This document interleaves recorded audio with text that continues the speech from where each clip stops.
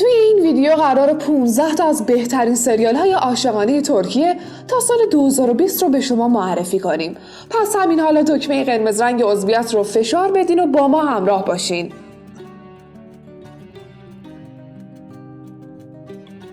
شماره 15 عشق 101. مینی سریال 8 قسمتی عشق 101 با فضای باحال و جوانپسندانه ساخت سال 2020 شبکه اینترنتی نتفلیکسه.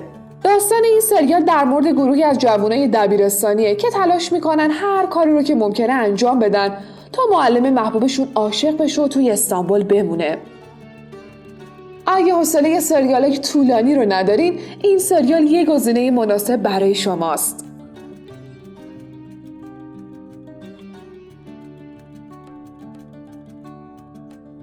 شماره 14 عشق حرف حالیش نمیشه. این سریال زیبا محصول سال 2017 با هنرنمای بوراک دنیز و هاندرچله که یک مکمل عاشقانه مهیج رو تشکیل دادن. سریال درباره دختری به نام حیاته که بعد از تموم کردن دانشگاهش برای پیدا کردن کار از شهرستان به استانبول اومده. اون توی یه استخدامی شرکت میکنه و روز مصاحبه با یه پسر وارد مشاجره و جر و بحث میشه. از قضا اون پسر رئیس شرکتیه که قراره اونجا مشغول کار شه. این دو نفر اول مثل خروس جنگی با هم جدل میکنن، اما رفته رفته دلبسته میشن تا اینکه عشق حرف حالیش نمیشه. یه سریال رمانتیک پرطرفدار و جالبه.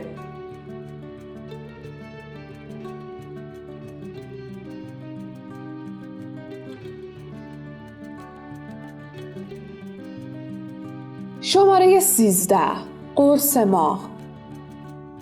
داستان سریال قرص ماه محصول سال 2017 درباره نازلی دختریه که رویای تبدیل شدن به یه آشپز حرفه‌ای رو در سر داره و آرزوی باز کردن رستوران خودش رو داره. اون برای تامین هزینه‌های دانشگاه مجبور به کار کردنه. در این حین پیشنهادی بهش میشه که نمیتونه ساده از کنارش بگذره. پیشنهاد کار در خانه فرید اصلان به عنوان آشپز. تا حالا به خاطر مقررات سخت فرید هیچ آشپزی پیشش دووم نیورده. اون یه جوون سرسخته که هیچ وقت عاشق کسی نشده. با قبول پیشنهاد به وسیله نازلی اتفاقات جالبی بین این دو نفر شکل میگیره. اتفاقاتی که با جدل این دو نفر شروع میشه و به عشقشون ختم میشه. این سریال در عین رمانتیک بودن کمدی و جوون پسندانه است.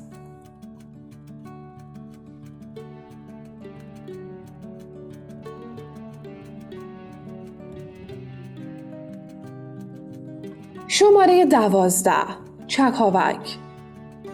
سریال چکاوک تولید سال 2013. فرید دختر یتیمیه که والدینش رو در کودکی از دست داده. اون برای تعطیلات تابستون به خونه خالش میره تا تعطیلات رو با اونا باشه. خاله فرید پسری به نام کامران داره. با گذشت زمان فرید و کامران به هم علاقه‌مند میشن و عشق اونا اتفاقات این سریال زیبا رو رقم میزنه. جالبه بدونید عشق فرید و کامران به واقعیت تبدیل شد و بازیگرای این دو نقش بوراک özçivit و فخریه evcen حالا از زوجهای محبوب و خوشبخت سینمای ترکیه اند.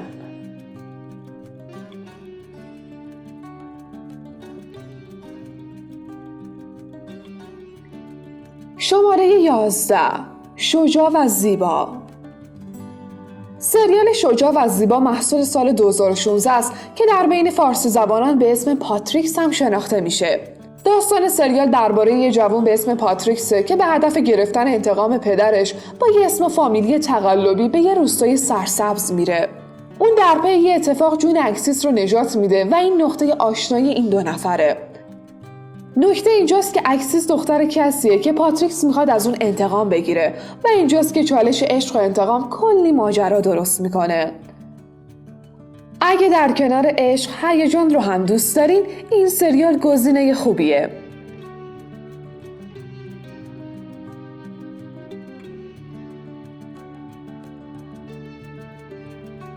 شماره 10 عشق ممنوعه.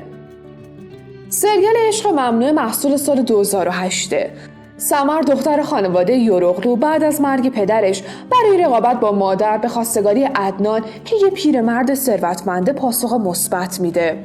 سمر با برادرزاده ناتنی همسرش به اسم بهلول وارد یه رابطه عاشقانه میشه. ماجراهای این سریال حول و حوش این عشق ممنوعه و ترس اونا از فاش شدن این راز میچرخه. این سریال کلاً ماجرای رابطه‌های عاشقانه و عاطفی از نوع ممنوع است. عشق دختر پولدار خانواده به پسرعموش که خودش عاشق زنعموشه، عشق راننده شخصی به دختر پولدار خانواده و عشق دختر خدمتکار به راننده شخصی. این سریال خوش‌ساخت و جذابه، اما با هنجار شکنی‌های زیادش میتونه بنیاد خانواده رو نابود کنه. این سریال از اون مدر سریالاییه که بعد از پخشش داد خیلیا در اومد. سعی کنید قبل از انتخاب هر سریالی برای دیدن یه مقدار راجبش تحقیق کنید و تأثیرش رو روی خودتون و یا خانواده‌تون عمیقاً مورد توجه قرار بدین.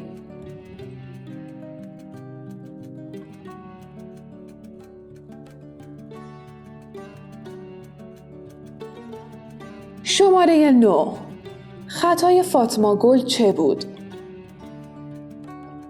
سریال فاطمه گل تولید سال 2010 و 2015 به عنوان پولسازترین سریال ترکیه انتخاب شده.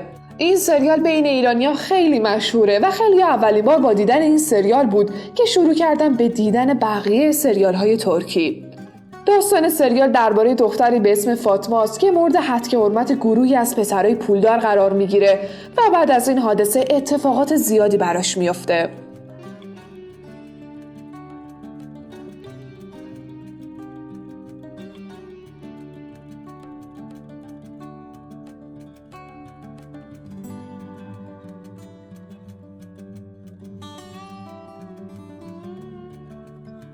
شماره 8. عشق اجاره‌ای. داستان این سریال 2 فصلی محصول سال 2015 در مورد دختری خدمتکار به اسم دفنه است که با مادر بزرگ، خواهر کوچیک و برادر بزرگتری زندگی میکنه. پدر و مادر دفنه اونا رو رها کردن و رفتن. دفنه به خاطر بدهی‌های زیادی که برادر بزرگش داره مجبور از شخصی به اسم نریمان خانم 200,000 لیره قرض کنه. در ازای این قرض دفنه مجبور میشه که امید برادرزاده همسر نریمان رو عاشق خودش کنه و بعد رهاش کنه. امید شخصیتی وسواسی و بسیار سختگیر داره که با ورود دفنه به زندگیش همه چیز برای همیشه تغییر میکنه. اون واقعا عاشق دفنه میشه. از سمت دیگه کسی که دفنه رو برای رسیدن به هدفش یاری میکنه عاشقش میشه و اونا وارد یه مثلث مرگبار عاشقانه میشن. با وجود مهیج بودن این داستان ولی سریال کمدی هم هست. این سریال جذاب بین فارسی زبان‌ها کلی طرفدار به دست آورد. شماره 7. عشق تجملاتی. سریال عشق تجملاتی ساخت سال 2019 درباره کرم، پسر چشم چرون و خوش‌تیپ یه خانواده استانبولیه که از قدیم تولید کننده پارچه‌اند. با اینکه کرم با ایده‌های استارتاپی و خلاقانش کسب و کارشون رو احیا میکنه، ولی پدرش به خاطر چشم چرونی و هوسرانی پسرش فکر میکنه اون هنوز مرد نشده. عایشه یه دختر خوشگل و باهوش و خوشقلبه که تو کارخونه کرم به عنوان کارگر کار میکنه. این دو نفر با همدیگه آشنا میشن و ماجراهای سریال رو رقم میزنن. جالبه بدونید اوایل دیدن این سریال احساس میکنید عایشه دختر شروریه. اصلا قرار بوده اسم این سریال دختر بد باشه که بعداً به عشق تجملاتی تغییر اسم داده.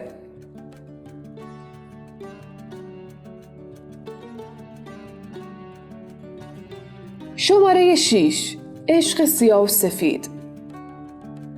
سریال عشق سیاه و سفید سال 2017 ساخته شده.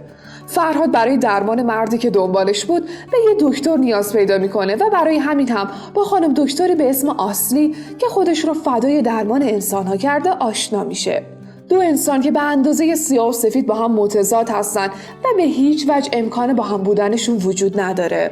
آسلی که به زور در عمارت نگه داشته شده در تلاش تا فرد زخمی رو درمان کنه که شاهد چیزی میشه که نباید میشد و این آغاز ماجراییه که زندگی و سرنوشت این دو نفر رو تحت تاثیر قرار میده.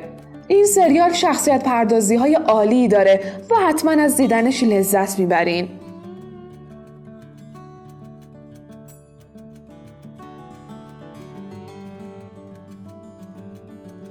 شماره 5. اسمش را فریها گذاشتم. این سریال که محصول سال 2010 یکی از محبوب ترین سریال ها بین فارسی زبانانه. داستان راجع به دختری به اسم فریهاست. فریها تازه دانشگاه قبول شده و از یه خانواده فقیر و سنتیه که درآمدشون از طریق سرایداری یه ساختمون به دست میاد. فریها در اولین روز دانشگاه طی یه حادثه رانندگی با امیر که معروف‌ترین و ثروتمندترین پسر دانشگاه آشنا میشه. این آشنایی موجب ایجاد رابطه دوستانه بین این دو نفر میشه و فریها به خاطر علاقش به امیر شروع میکنه راجع به خانواده‌اش پنهونکاری و دروغ گفتن. این علاقه و رابطه باعث ایجاد ماجراها و دردسرای زیادی میشه. این سریال یه درام عاشقانه جالب و پرتنشه.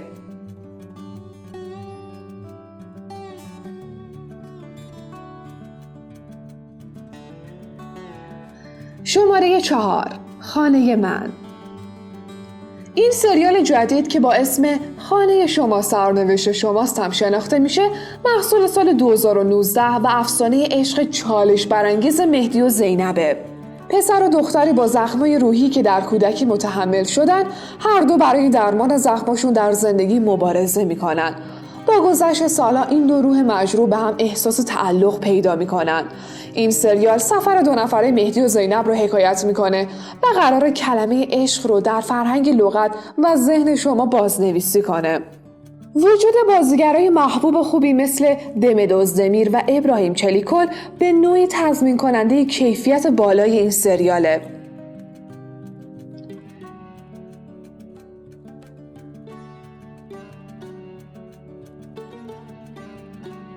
شماره 3 پول سیاه عشق.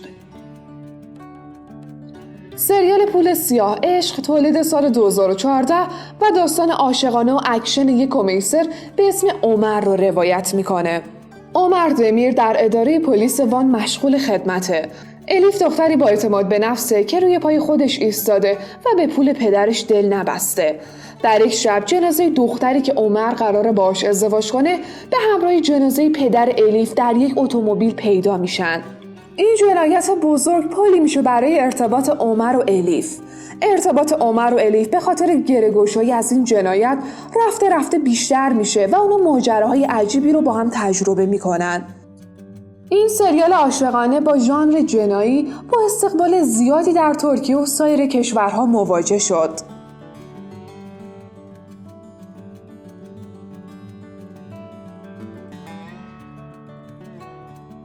شماره 2 عشق بی‌پایان. سریال عشق بی‌پایان یا عشق سیاه محصول سال 2015 که در بین فارسی زبانان با نام اوکیا هم شناخته میشه. این سریال راجع به عشق بین کمال و نیهانه. کمال از این خانواده متوسطه که به خاطر چند تا اتفاق تصادفی و دست سرنوشت بین اون و دختری به اسم نیهان عشق ایجاد میشه. نیهان از یک خانواده ثروتمند و مرفه. موقعی که کمال به نیهان پیشنهاد ازدواج میده در کمال ناباوری نیهان بهش جواب رد میده و با شخص دیگه ازدواج میکنه. علت ازدواج نکردن نیهان با کمال و اتفاقاتی که بعداً بین این دو نفر رخ میده یه سریال زیبا و عاشقانه رو ایجاد کرده که شما رو جلوی صفحه نمایش میخکوب میکنه و وسوسه میشین همه سریال رو یه جا ببینید.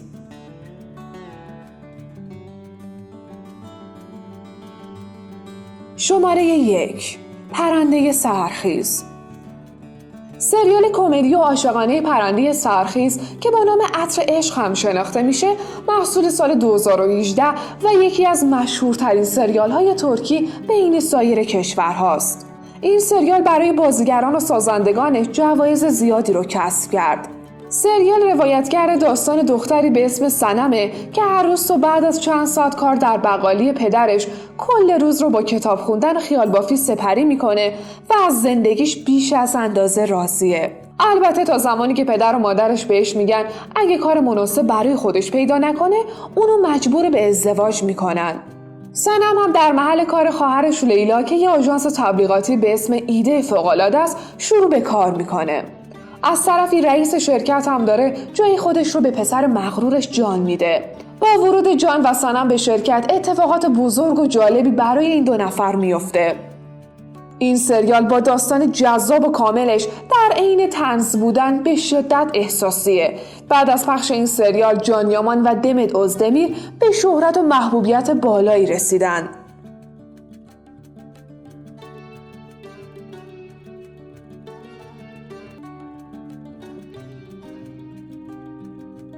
شما کدوم یکی از این سریالا رو دیدین و نظرتون راجبش چیه؟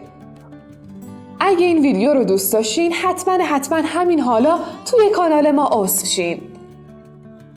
در ضمن با لایک ویدیو به ما کلی انرژی و انگیزه میدین.